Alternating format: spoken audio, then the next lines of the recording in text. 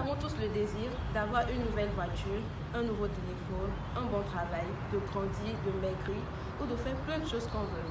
Mais une personne atteinte du cancer du sein n'a qu'une seule envie de se battre contre sa maladie.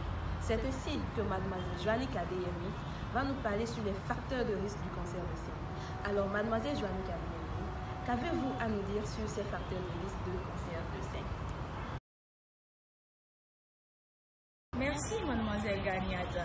Messieurs, mesdames, bonjour ou bonsoir en fonction de l'heure à laquelle vous m'écoutez. C'est avec un plaisir non dissimulé que je me présente devant vous pour vous parler du cancer du sein, plus précisément de ses facteurs de risque. Cette maladie, ce cancer qui décime nos sœurs, nos tantes, nos mères, nos amis, nos filles, nous pouvons l'éviter. Du moins, nous pouvons essayer de réduire les risques de l'avoir. Alors, nous parlions du cancer. Mais qu'est-ce que c'est en réalité que le cancer? Un cancer, c'est une prolifération anormalement importante des cellules au sein d'un tissu normal de l'organisme, de telle manière que la survie de cette dernière soit menacée. Ici, ce tissu représente le sein. Quels sont les facteurs du risque du cancer du sein? La suite de notre vidéo nous donnera plus de précisions par rapport à cela.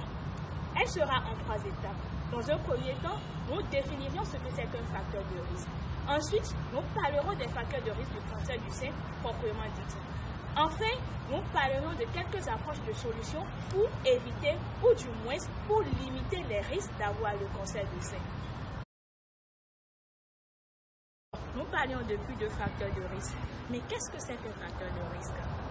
Tout comportement ou toute caractéristique liée à une personne, à son environnement, à son mode de vie ou à sa culture et qui accroît les risques de survenue d'une maladie est appelé facteur de risque.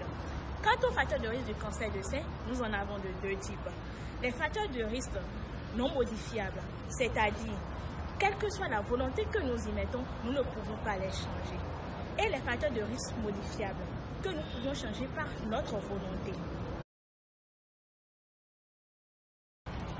Chères dames, quels sont les facteurs de risque modifiables? Nous avons l'obésité, la sédentarité, la consommation d'aliments trop gras. Nous avons l'alcoolisme, le tabagisme, l'hormonothérapie de substitution, l'utilisation des contraceptifs oraux plus de 10 ans d'affilée. Nous avons le refus de donner le sein à son enfant. Nous avions également les premières grossesses tardives, après 30 ans, ou l'absence de grossesse.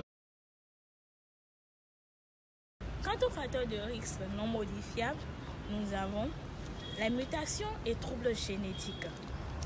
L'antécédent personnel de cancer du sein, c'est-à-dire une femme ayant déjà eu une fois un cancer du sein peut toujours l'avoir de nouveau. Nous avons l'hérédité. Si une personne, une parente proche à vous a eu un cancer du sein, vous êtes prédisposé à l'avoir.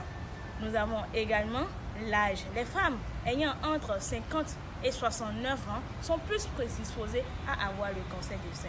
Nous avons la ménopause tardive, c'est-à-dire après 55 ans. Et les premières règles précoces, avant l'âge de 11 ans. Tous ces facteurs nous prédisposent à avoir le cancer du sein et nous ne pouvons pas les changer. Comment réduire le risque d'apparition du cancer du sein? Maintenant que nous connaissons déjà les facteurs de risque, ce n'est plus très difficile.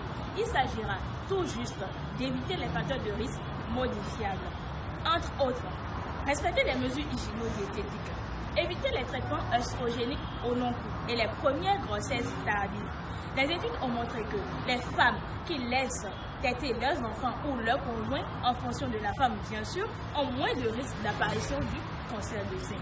Mais le plus important dans tout ça, c'est de se faire dépister. Faites-vous dépister. Vous pouvez aller dans les centres hospitaliers ou commencer à la maison par l'autopalpation. Inspectez vos seins à l'affût de toute modification, que ce soit l'aspect, la couleur, la sensibilité et le volume. Je ne rentrerai pas dans les détails car une vidéo sur l'autopalpation des seins sera l'objet de notre prochaine séance. Je suis très ravie de vous avoir présenté ce sujet. Je suis à la fin de cette présentation et j'espère vous avoir satisfait. Merci. Merci à Mademoiselle Joannick. Alors, il s'agissait de vous informer sur les facteurs de risque de cancer du sein chez la femme. Comme vous l'aurez suivi à travers la présentation de Joannick, les facteurs de risque, nous en avons deux, les facteurs de risque modifiables et les facteurs de risque non modifiables. Alors l'essentiel, c'est de vous faire dépister. Vous pouvez faire l'autopalpation à la maison ou rendez-vous dans le centre de santé. Alors nous sommes à la fin de notre vidéo, j'espère que ça vous a appris un petit plus comme d'habitude. Et si oui, merci de partager la vidéo, de vous abonner à ma page. Merci et à bientôt. Ciao, ciao. Ciao.